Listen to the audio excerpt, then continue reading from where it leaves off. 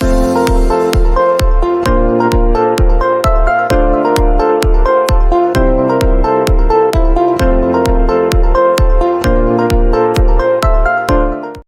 morning, good afternoon, good evening. Ladies and gentlemen, this is Learn English with Bonaj. Ni kuri iga icyongereza na Bonaj. Today we are going to learn vocabulary. Uyu munsi tugiye gufata umwanya twige inyunguramagambo. When you want to speak English, it is better that you get to know vocabulary that you will use. Niba ushaka kuvuga icyongereza, ni byiza ko wamenya amagambo wakwifashisha ku buryo mugiye kuvuga atari ngombwa ngo utekereze ijambo ugiye gukoresha. Are you ready? If you are, let's dive into the lesson and learn these words. Reka twinjire muri somo twige amagambo.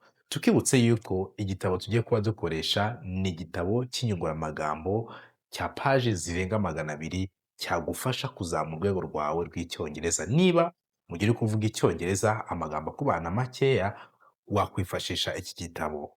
This is the book that you can use. Iki ni igitabo wakifashisha English and Kinyarwanda Dictionary. Igitabo cy'inyunguramagambo z'icyongereza ndetse n'ikinyarwanda. Alright, get this book if you want to improve your vocabulary. Niba ushaka kuzamura inyunguramagambo zawe, niba mugiye uri kuvuga amagambo akubana makeya, this is a book for you. Iki ni igitabo cyagufasha gukemura icyo kibazo. Now, let's dive into the lesson of today. Let's do this. Whisper, whisper, kongorera. Blink, blink, guhumbaguza. Wink, wink, kwica akajisho. Exaggerate, exaggerate, gukabiriza. Accompany, accompany, guherekeza. Be last, be last, guheruka. Be ripe, be ripe, guhisha. Embrace, embrace, guhobera. Weep, weep, kurira. Sweep, sweep, gukubura. Mattress, mattress, igodora. Roast, roast, kwotsa. Chop into pieces, chop into pieces, gukatagura. Tickle, tickle, gukirigita. Recuperate, recuperate, gukiruka. Hire, hire, gukodesha. Slave, slave, umucakara. Tremble, tremble, gukandagira. Oppress, oppress, gukandamiza. Frighten, frighten, gutera ubwoba. Chew, chew, gukanja. Balk, balk, kumoka. Straddle, straddle, gutagataga. Distinguish, distinguish, gutandukanya. Gutandukanya. Spy, spy, gutata. Scatter, scatter, gutatanya. Prepare, prepare, gutegura. To milk, to milk, gukama. Applaud, applaud, gukoma mu mashyi. Castrate, castrate, gukona. Circumcise, circumcise, gusiramura. Knot, knot, ipfundo. Stir, stir, gukoroga, step, step, intambwe, to step, to step, gutera intambwe,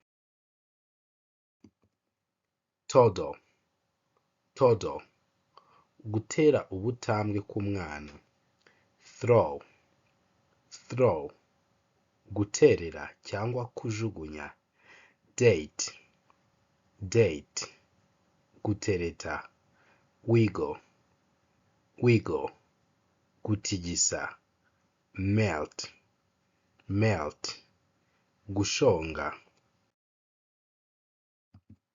boil, boil, gutogota, bake, bake, guteka mu ifuru, flow, flow, gutemba, deceive, deceive, gutenguha, sow, sow, kubiba, drop, drop, igitonyanga, drip, drip, gutonyanga, splatter, splatter, gutonyangiriza, sock, sock, gutosa, guest, guest, umushyitsi, insult, insult, gutuka. Kimwe mu bintu byagufasha kuvuga icyongereza ndetse bitakugoye ni ukumenya interuro zitandukanye zikoreshwa mu buzima busanzwe. Iki gitabo kirimo interuro 5,000 zisobanuye mu Kinyarwanda, hakabamo n'ibibazo ndetse n'ibisubizo by'ibyo bibazo, ku buryo mu gihe umuntu akubajije ikibazo ushobora kuba wasubiza nta kibazo, cyangwa se mu gihe ukeneye kuba wabaza ushobora kuba wabaza icyo ushaka kubaza. Ikindi harimo interuro ku ngingo zigiye zitandukanye, ku buryo kugira iki gitabo byagufasha mu cyongereza cyawe cyo kuvuga. Niba mu gihe uri kuvuga amagambo akubana makeya, this is a book for you. Iki ni igitabo cyagufasha. Iki gitabo kigambiriye kuzamura inyunguramagambo zawe z'icyongereza. Harimo amagambo asobanuye English and Kinyarwanda Dictionary, inkoranyamagambo y'icyongereza ndetse n'ikinyarwanda. Rero niba ushaka kuzamura urwego rwawe rw'inyunguramagambo, this is a book that you need. More than 200 pages, page zirenga 200 z'amagambo y'icyongereza asobanuye mu Kinyarwanda. This book can help you to improve your vocabulary. Iki gitabo cyagufasha kongera inyunguramagambo zawe. Igihe cyose cyo gusobanura ibikorwa dukenera gukoresha inshinga. Okay? Iki gitabo kirimo regular verbs, inshinga zikurikiza amategeko, irregular verbs, inshinga zidakurikiza amategeko. Kuri buri nshinga tukaguha urugero, okay, ku buryo uramenya inshinga ukaba ushobora no kuba wayikoresha. Ikindi nanone harimo ibihe 12, ibihe 12 by'icyongereza bisobanuye, ku buryo mu gihe umaze gusoma iki gitabo uba ushobora kuba wakoresha inshinga nta kibazo. Inshinga nicyo gice cy'ingenzi mu nteruro, kuko aba ari nk'umutima w'interuro. Rero mu gihe ugiye gusobanura ibikorwa ukora, ibikorwa uzakora, ibikorwa uri gukora, icyo gihe uzakenera iki gitabo kugira ngo kibe cyagufasha gukemura ibyo. If you want to work on your spoken English, niba ushaka kuzamura icyongereza cyawe cyo kuvuga, this is a dialogue book. Iki ni igitabo kirimo ibiganiro by'icyongereza ndetse bisobanuye mu Kinyarwanda. Ndetse harimo na irregular verbs, harimo phrasal verbs. This is a book that you need if your purpose is only speaking. Niba kumva icyongereza ubasha ko wacyumva, ariko kuvuga wajya kuvuga interuro ugiye gukoresha kumva ntabwo ziri kuza neza, ufashe igitabo ukagisoma rimwe, inshuro 2, ukabirangiza, ukakinyuramo, ukakirangiza, ukongera ukagisubiramo. Icyo gihe you can speak English with this book. Ni ufata igitabo ukagisoma, warangiza kugisoma ukihatira no kumva icyongereza cyane. Ibyo bikoze, you are good to go. biba birangiye, icyongereza watangira kukivuga ndetse nta kibazo. And finally, this is a book, aka ni agatabo gatoya gahuriza hamwe ibikomoka muri biriya bitabo byose nagiye nkwereka, akaba kanagura make ibihumbi 18. Rero nako ugakeneye, we can help you to get it, kuko hari abagenda batubwira yuko bakeneye ibitabo by'amafaranga makeya. We prepared this book for you. So if you need either one of our books, waduvugisha kuri 0780 29 112 cyangwa se 022 803 427. shiver, shiver, gutitira. Be wet, be wet, gutoha. Quarter, quarter, kimwe cya kane. Familiarize, familiarize, kwimenyeza. Type, type, kwandikisha imashini. Cock, cock, isake. Voice, voice, ijwi. Interrupt, interrupt, gucikiza. Crutch, crutch, imbago. Ball, ball, ibakure.